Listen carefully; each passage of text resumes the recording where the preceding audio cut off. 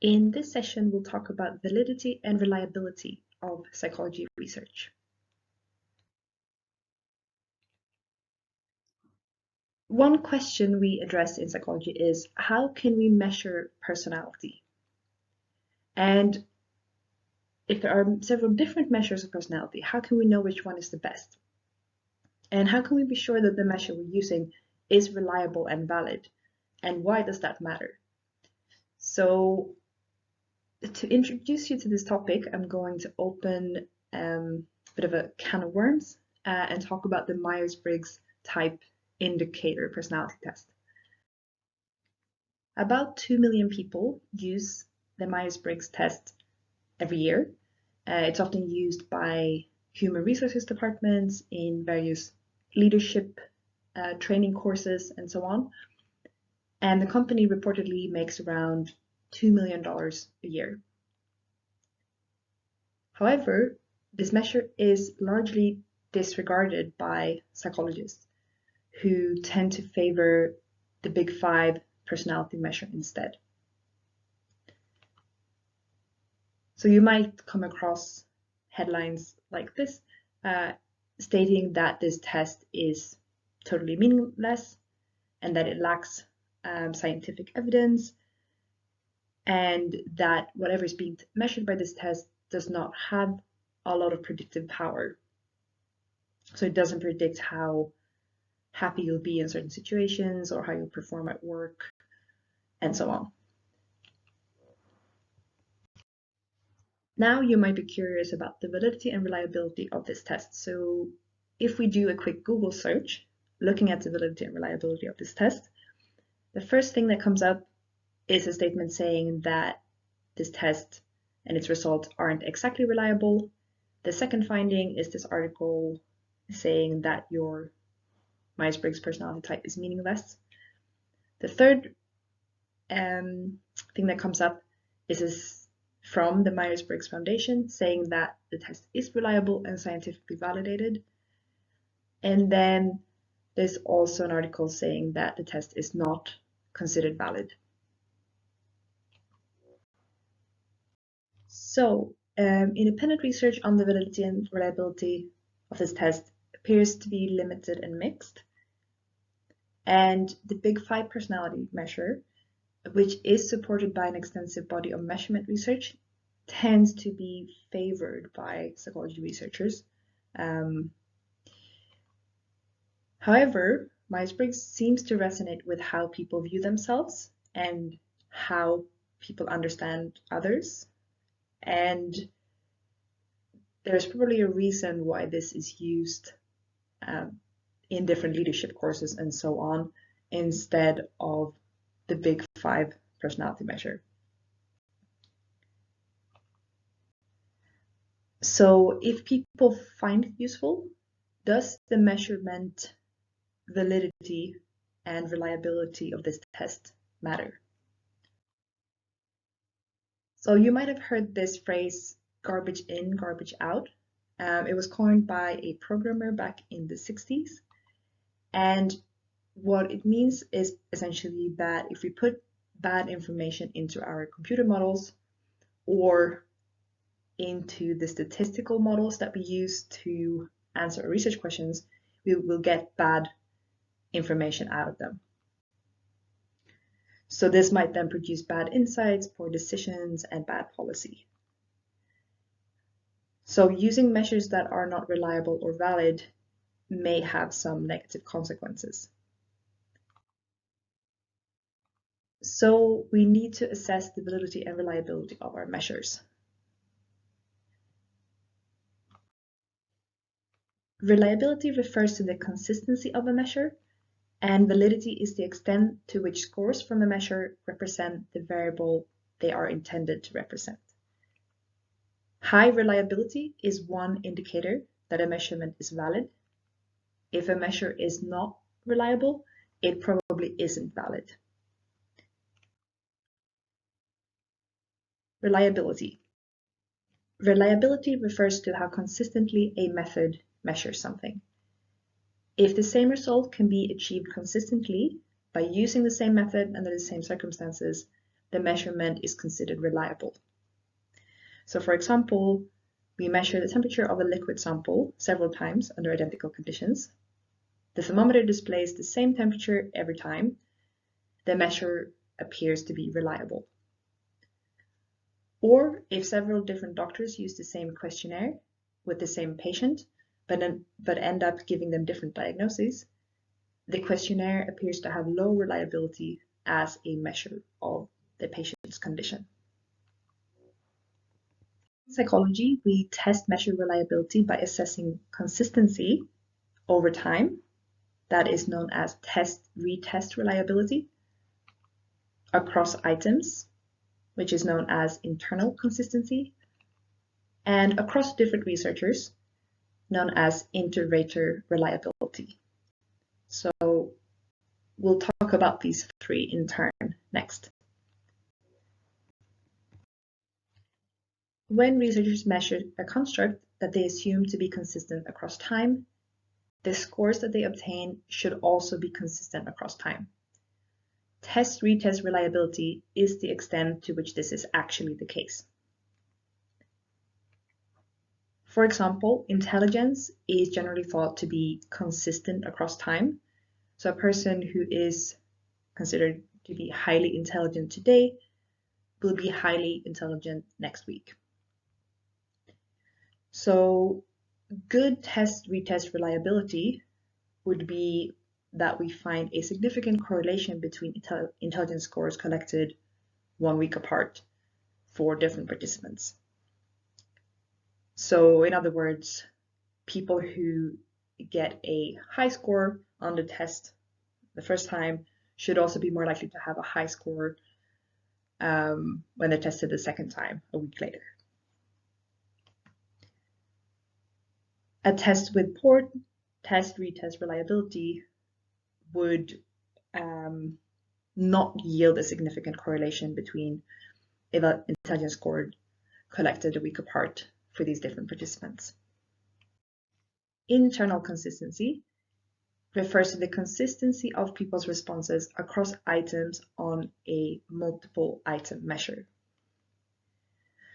When several items are supposed to reflect the same underlying theoretical construct, people's scores on these items should be correlated with each other. For example, on the Rosenberg self-esteem scale, we would expect people who agree that they are a person of worth, which is one item on this measure, to also tend to agree that they have a number of good qualities, which is a second item on the scale. If people's responses to the different items are not correlated with each other, it seems unlikely that they are all measuring the same underlying construct. Many behavioral measures involve judgments by observers or raters. And inter-rater reliability refers to the extent to which different observers are consistent in their judgments. So imagine that you're conducting a study where you're trying to measure students' social skills by recording videos of them interacting with people they've never met before. And you might have 2 or more observers watch these videos and rate each student's level of social skills. If participants do have a level of social skills that can be detected by an attentive observer using the relevant scoring guidelines or techniques that you've told them to use, then we would expect different observers' ratings to be highly correlated with each other. And inter-rater reliability is often assessed using Cronbach's alpha for quantitative continuous judgments, or Cohen's kappa for categorical judgments. Reliability red flags. So if you come across a study using a measure where there is some controversy surrounding the reliability, that might be a red flag and something to keep in mind when you interpret the validity of the study. And also, if authors are using measures without reporting or commenting on test-retest reliability, internal consistency, or interrater reliability, that might also be a red flag that perhaps these tests have not been conducted. However, this does not mean that the measure is definitely not reliable. It just means that we don't know whether these tests have been conducted and whether the measures would come out as being reliable. And researchers often rely on others to do measurement research and cite that work to demonstrate the reliability of the measures that they're using. So it's not the case that every single study using a specific test needs to administer it to participants at 2 different time points to assess test-retest reliability, for example. It is good practice to use a test that has been validated by others. And also, it's worth noting that reliability measures may be more essential for some theoretical constructs than for others, and we'll return to that in a little bit. It's also important to think about how reliability on its own is not enough to ensure validity. So for example, if you were using a thermometer that is broken in some way or hasn't been calibrated properly, it could produce the same results consistently, but they could be several degrees off the actual value. So that would mean that this measure is reliable. You would get the same results over and over, but it still wouldn't be valid. Another example is a questionnaire that is intended to measure depression, but that actually includes items that relate to anxiety. So different clinicians using this would reach the same diagnosis with the same patients, but it wouldn't be valid. And validity is often harder to assess than reliability. And to obtain useful results, the methods that we use to collect data must be valid. In other words, the research must be measuring what it claims to measure. What is validity? So validity refers to how accurately a method measures what it is intended to measure. If research has high validity, it means that it produces results that correspond to real properties, characteristics, and variations in the physical or social world. High reliability is one indicator that a measurement is valid. If a method is not reliable, it probably isn't valid. And you might have come across the terms internal and external validity. And generally speaking, internal validity refers to the degree of confidence that the causal relationship being tested is trustworthy and is not influenced by other factors or variables. External validity, on the other hand, refers to the extent to which results from a study can be applied or generalized to other situations, groups, or events. So a highly controlled lab measure might have quite good internal validity. So using this kind of measure might reduce experimental confounds, but it might at the same time be associated with reduced external validity in that this measure isn't the most realistic. It's not necessarily how this construct operates in the real world. So there can be a sense of a trade-off between these two in a way, and they're obviously both very important. So now we'll talk about 4 common types of validity. So the first one is phase validity, and that is about whether the test appears to be suitable for its objectives. Then we have construct validity, Does the test measure the construct that it was designed to measure? Content validity. Does the test cover all relevant parts of the construct it aims to measure? And finally, criterion validity. Do the results accurately measure the concrete outcome that they are designed to measure? So first, we'll talk about face validity.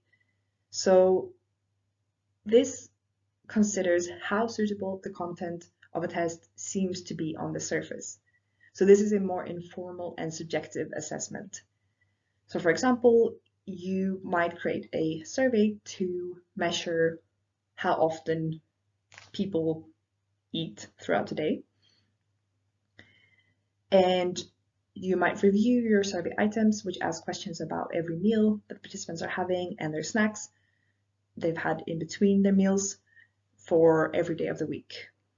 On the surface, you might think that this seems like a good representation of what you want to test, so you might consider it to have high face validity.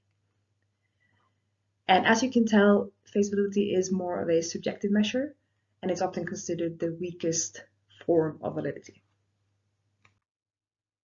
Next, we can talk about construct validity, which is about ensuring that the method of measurement matches the construct you want to measure. So for example, if you want to develop a questionnaire to diagnose depression, you need to make sure that this questionnaire really does measure the construct of depression rather than other aspects such as the respondent's mood or self-esteem or some other construct. And to achieve construct validity, you need to ensure that your measurements are developed based on relevant existing knowledge. And the next two types of validity can be considered as forms of evidence for construct validity. Content validity assesses whether a test is representative of all aspects of the construct. In other words, it's about the extent to which the test covers the construct of interest. To produce valid results, the content of a test, survey, or measurement method must cover all relevant parts of the subject it aims to measure. If some aspects are missing from the measurement, or if irrelevant aspects are included, the validity is threatened. So for example, attitudes are often defined as involving thoughts, feelings, and actions towards something. So if we're using this conceptual definition, a person would have a positive attitude towards studying if they, 1, think positive thoughts about studying, 2, they feel good about studying, and 3, they actually study. So if we wanted to measure attitudes towards studying, our measure should include questions that relate to these 3 different components of an attitude. And we assess content validity by checking the measurement method against the conceptual definition of the construct. Finally, criterion validity evaluates how well a test can predict a concrete outcome or how well the results of your test approximate the results of another relevant measure. So to evaluate criterion validity, you calculate the correlation between the results of your measurement and the results of the criterion measurement. And if there is a high correlation, this gives you a good indication that your test is measuring what you wanted it to measure. So for example, if a lecturer is creating a new test to measure students' English writing ability, they might use an existing test that is considered a valid measurement of English writing ability and compare the results when the same group of students take both tests. If the outcomes are similar, it would suggest that this new test has high criterion validity.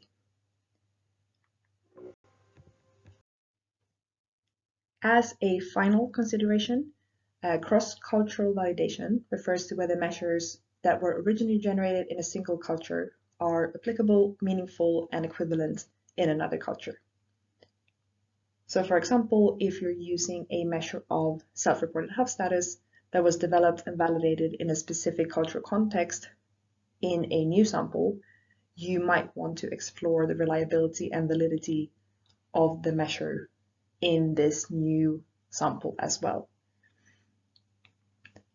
As a lighthearted example of this, there may be cultural differences in how questions are interpreted, and also perhaps in definitions of something like health or any other theoretical construct. So when you're reading a research paper, you can think about the validity of the operationalization of the theoretical construct. Does the measure seem valid? And if the study is using established measures, that does not mean that these measures are perfect or that they are completely valid, but more measurement research has likely been done.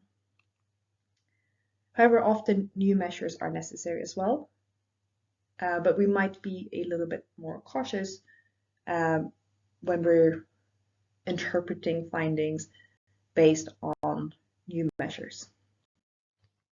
Considering reliability and validity of measures is arguably especially essential when we are studying constructs that are a bit less straightforward to measure, and constructs that could arguably be assessed in many different ways. So some examples here would be things like personality traits or mental health conditions.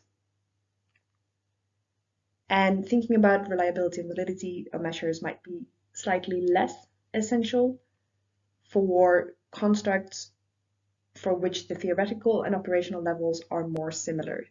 So, for example, if the theoretical construct of interest is people's recycling behavior, there would be different ways to capture this, but it would be fairly reasonable to look at how much people recycle or how often they recycle.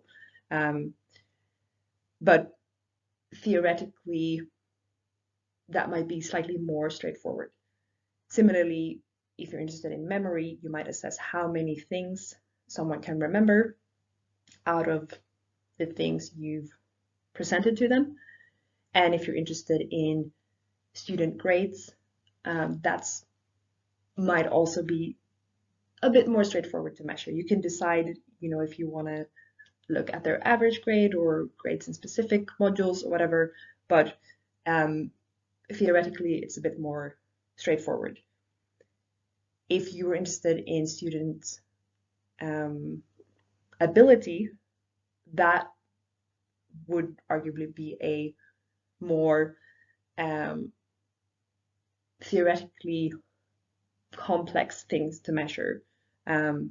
But just keeping that in mind, that if you don't see measures of reliability and validity reported, it might be slightly less necessary for things that are easier to measure. How can we apply this to your critical evaluations of research papers? So when you read a paper, you can ask yourself whether the measures used in the study seem to have good reliability and validity. You can reflect on whether the authors assessed reliability and validity, or whether they cite past research which has established the reliability and validity of their measures. And sometimes you might want to look beyond the specific paper to find research that has assessed the reliability and validity of the measures. So, as an example, if you're reading a paper using a specific personality test, you might use Google Scholar or any other search engine where you're looking for scientific papers to type in reliability, validity of the specific test. And then you might be able to get some good insight from measurement research and other experts regarding the reliability and validity of the measure. Do think critically about the reliability and validity of measures and reflect on limitations of both new and established measures and suggest solutions and improvements. But don't disregard prior research. So what I mean by that is if you're reading about a measure that has been used for many decades and that has been validated by a lot of researchers in different contexts and so on, critical comments saying, oh, maybe this measure is unreliable wouldn't be, maybe wouldn't be the best approach. And similarly, be careful that you don't claim that measures are reliable or not valid if what you mean is that evidence regarding the reliability and validity is limited.